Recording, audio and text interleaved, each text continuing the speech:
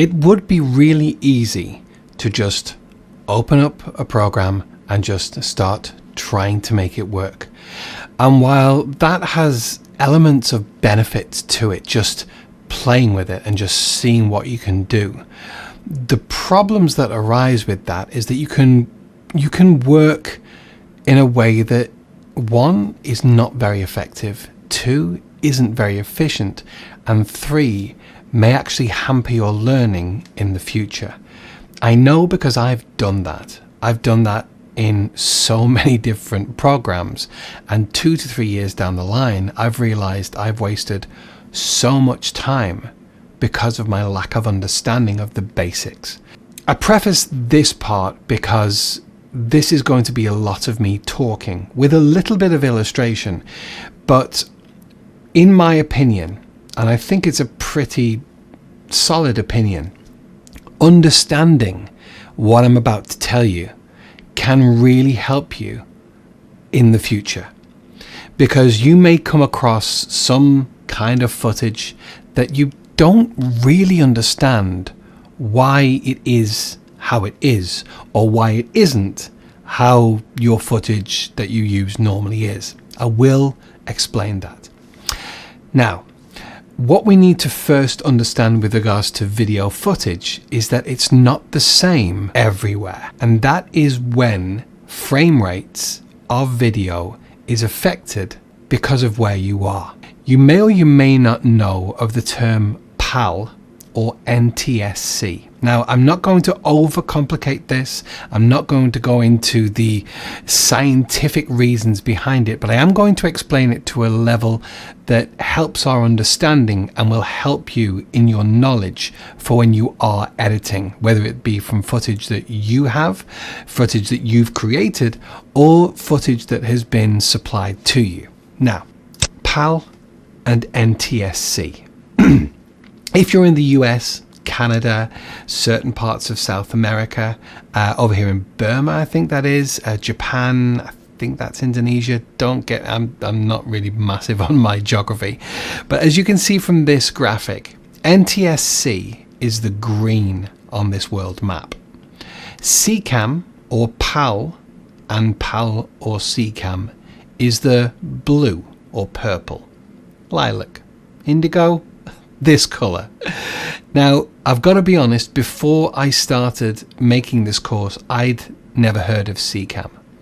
Not too sure what that says about me. However, from my very quick knowledge and quick bit of understanding, PAL and CCAM are pretty much interchangeable for the areas that we are working with them. The reason why I know that is because, one, I've looked it up, and two, I have actually done work in France, and I'm in the UK, and I'm on the PAL system. And France, I shot standard because I assumed, maybe rightly, maybe wrongly, but pretty much all of mainland Europe was PAL. And I had no problems. Now, what is PAL and what is NTSC?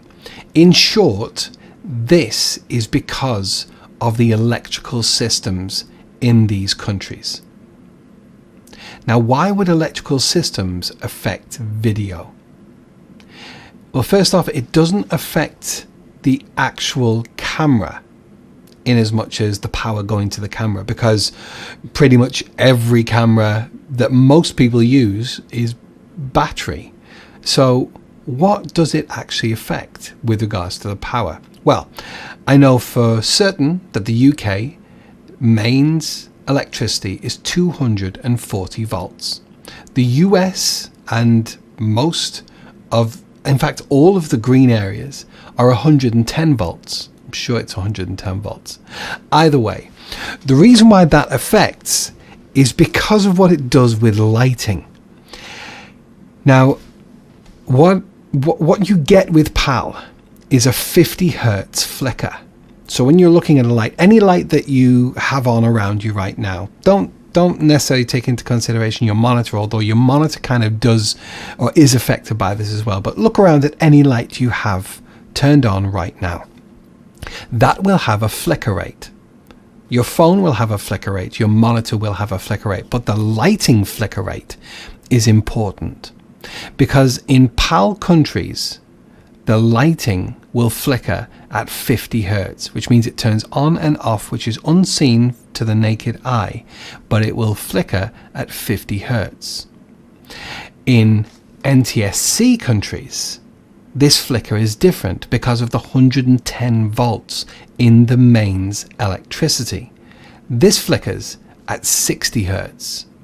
Now, I may be slightly wrong with these numbers, don't quote me, but this is the difference that we need to be aware of, because depending on where you are in the world and depending on where your footage was captured will affect the footage that you use. Now, not as much as it used to be, because of course everything that was video was played on a TV screen, regardless of where you were.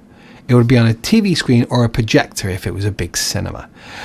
That's not necessarily as true these days, because so much of the footage that we watch is online, whether it be on a phone, a tablet, a PC monitor, or a laptop monitor.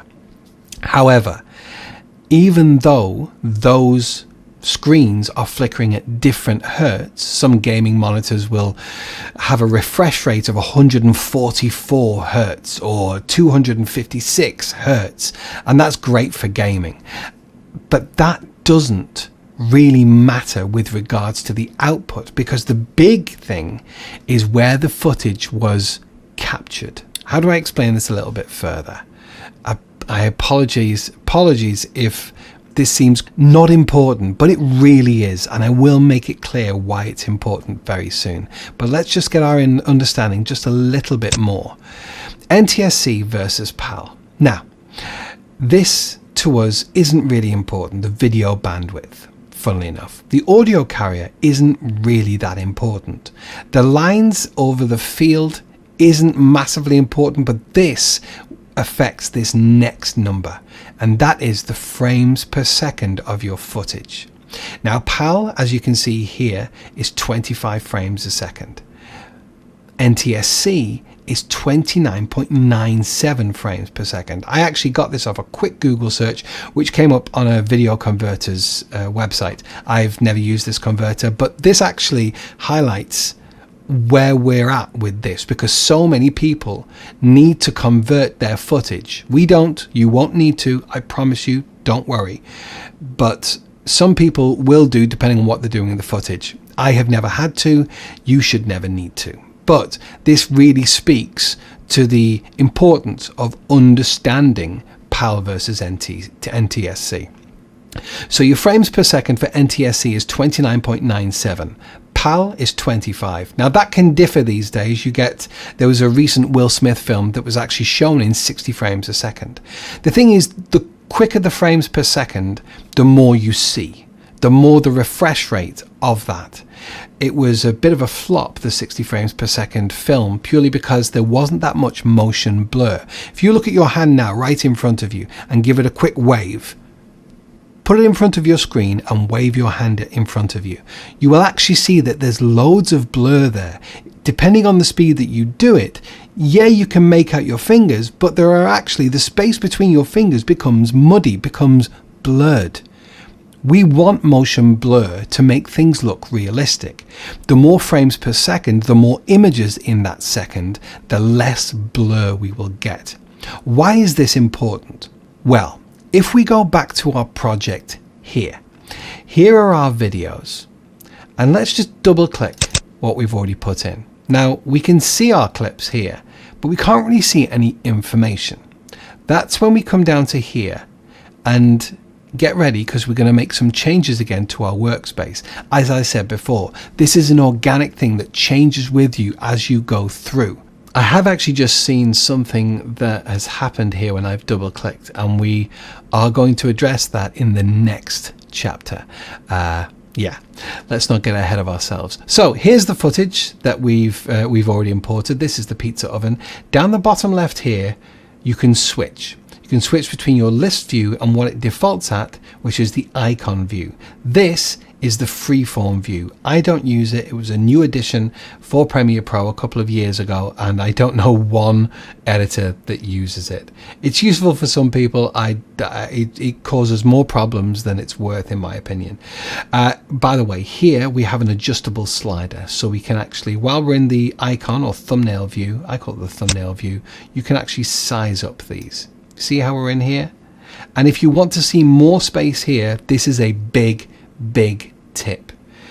Do you know where the tilde key is on your computer? What is the tilde?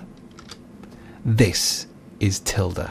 So it's what you're looking for is this small little key right here.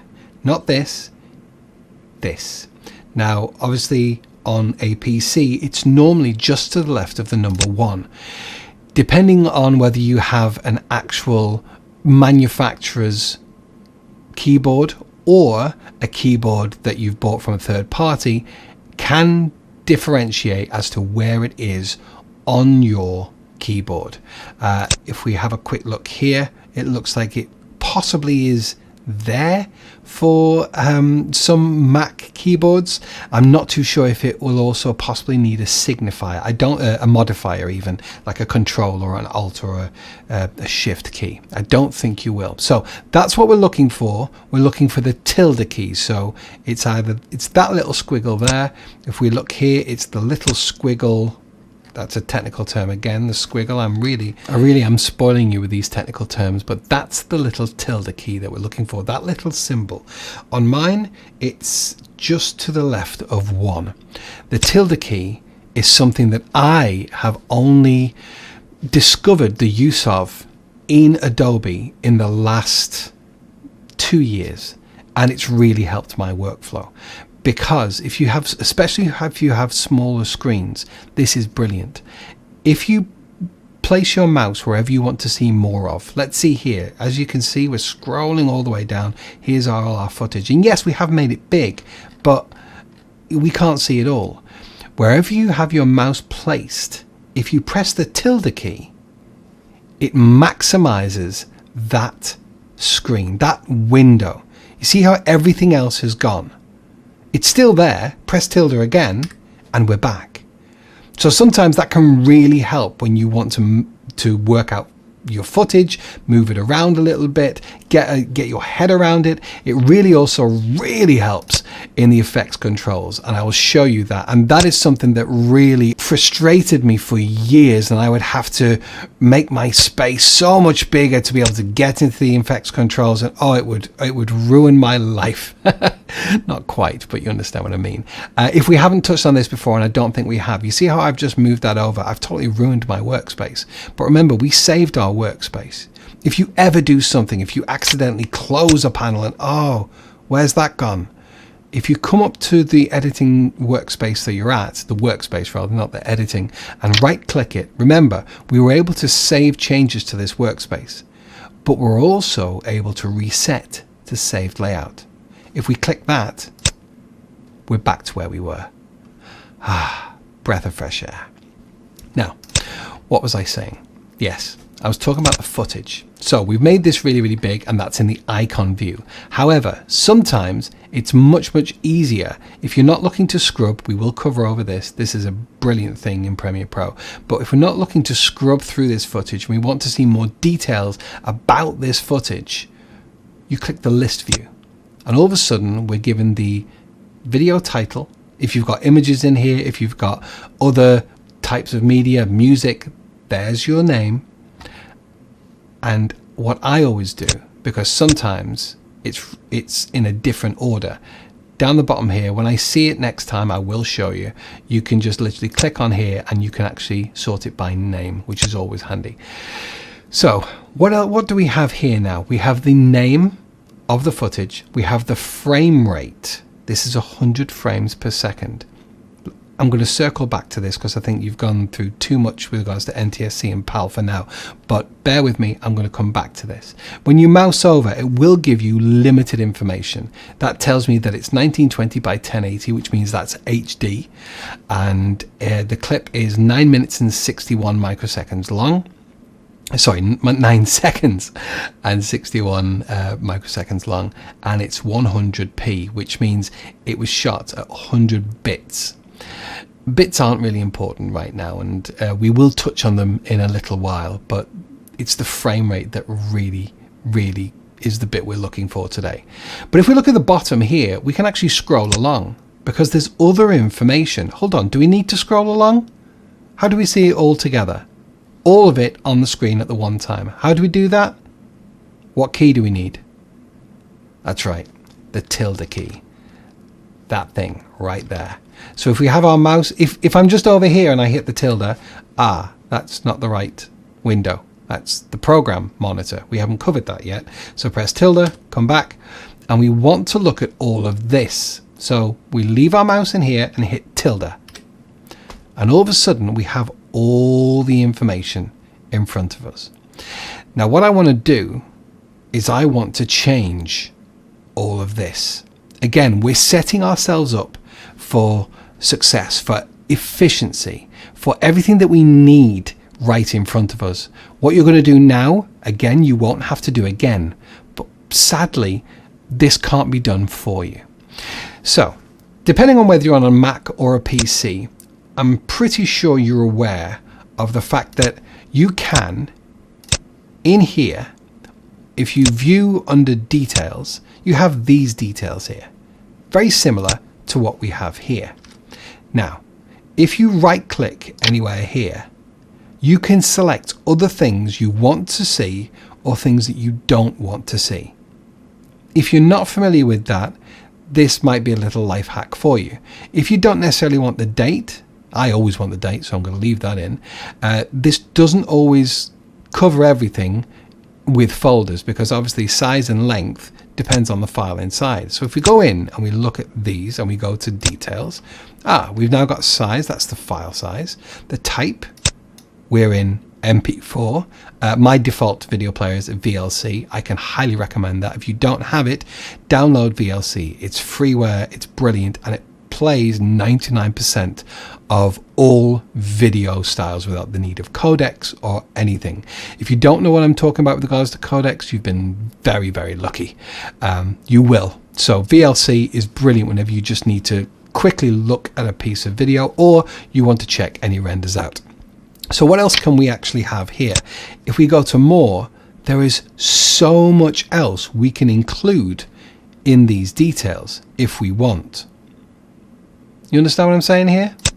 Great. So let's go back into Premiere Pro and let's literally get rid of everything we don't want because there is so much here that we do not need. So let's right click anywhere and go to metadata display. Oh, there's only one thing checked. Now the reason why this is because if everything was in here was checked, it would be a tick. But because there's only a certain few things within this drop down, you see the little arrow there? This is a twirl. We call it a twirl down. As you see, when you click, it twirls, it turns, and it twirls down. The reason why it's a line rather than a tick is because there are some things selected in this group, but not everything. Okay, so first off, we're going to leave name because name is grayed out. You can't do anything about that. Label. Label is this color here. We want that.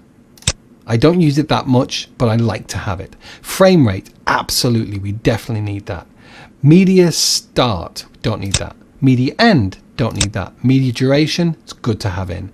Video in point and out point, I have never used that information in this bin, ever. Video duration, that's the same as media duration, right? Media duration, yeah, media duration, video duration, it's exactly the same. That would possibly be different if it's an image. Let's get out media duration to make sure it's video duration in there. We don't need subclick start, we don't need that, we don't need that. Video info, yeah, we want that because the video info is telling us the resolution. Now this is 1920 by 1080, but easily could be 4K, and we want that at a glance. We want that information. So let's leave that. We don't necessarily need the audio information. Tape name, don't need that. Where's the tape name? Nothing. Never heard of that. Description, don't need that. Don't need the log note. Don't need capture. Don't need that. Don't need that. I don't actually think we need anything else. Good and hide. Never ever used that in my 10 years. Okay, so I'm happy with that, and there's nothing else ticked. We know that there's nothing else in here ticked because there's no lines. If we twirl into there, I have absolutely no idea what this is, but if I click, there's a line there. Okay, so if I unclick, nothing else is in there. So we know that everything else other than what we've selected has gone. Let's go to OK. Wow.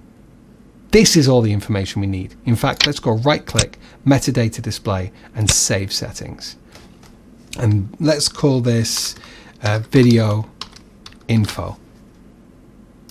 So that is now saved in your settings. Don't need to save it again.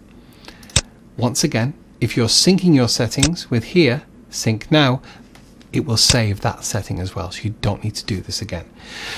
So why did we do that? Well, tilde back, we don't need that anymore. We want to be out here. Now this has actually affected us. Personally, I don't mind having to swipe around to see this. You may prefer not to. So again, we can drag this out. We don't necessarily need that much information to tell us numbers. That's fine. I wouldn't move this line because your names may get longer or shorter. And yeah, that's okay. In fact, you know what I'm going to do? I'm actually going to move around this. Can I move it around? In fact, I don't even need to go into here. Let's tilde again. And I want the video info straight ahead, right up close. That's where I want it. And then I want my frame rate. That's where I want for my personal preferences. And I'm quite happy with that size. We can move along if we want to see the duration, but yeah, I'm fine with that. What am I going to do? I'm going to right click and I'm going to save changes to this workspace. That's another baked in thing that I want. So to finish off this bit about frame rates, and I know we've gone a little bit to one side to explain other things within the whole ecosystem that is Premiere Pro, but I like to show things as and when they come up. I think that's important. Let's tilde it on just so we've got a little bit more space. And I just want to talk to you finally about this frame rate. Because if you're in America, if you're in any parts of the US, if you're in parts of Canada, anywhere else that has the PAL system, in fact, let me just bring that back up again. It wasn't the tilde key. Let's go back to here. Anywhere here, anywhere where the green is, anywhere where the NTSC is, there's a good chance that rather than having 100 frames a second, you may have 120 frames a second. Now that's not to say that you can't have 25 frames a second or 60 frames a second. But remember when I showed you before what we did with that footage and we slowed it down? That will become very clear soon once we start working in the sequences, why this 100 frames a second is important. But if you're in the NTSC areas, you may have 120 frames a second, and that's because of the multiplication of the numbers. What do I mean? Well, 25 goes into this 4 times. What was the other number?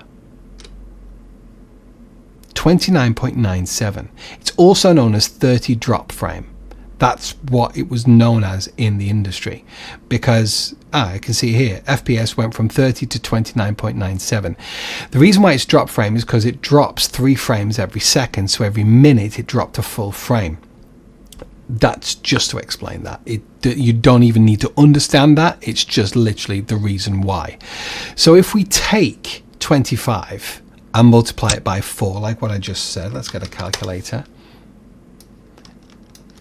25, no, not 28. 25 multiplied by 4 is 100. If we take 29.97 and actually work at 30, let's go 30 multiplied by, you're ahead of me, aren't you? 4 is 120. So it's the divisions and the multiplications of the base frame rate. And those frame rates are stipulated and dictated because of the hertz of the electrics around you. That making sense? This is a really good time to get a coffee, a drink, have a lie down, maybe. I know we've done nothing yet with the video, but that, I promise you, with our learning and your continued learning throughout your whole journey of video, understanding why frame rates will be different frame rates depending on where you are is so crucial to your knowledge. Next up, we're really going to start playing with the bins and understanding what we're going to be doing within this area to then get into this area and the fun stuff. I promise you, it won't be too much longer.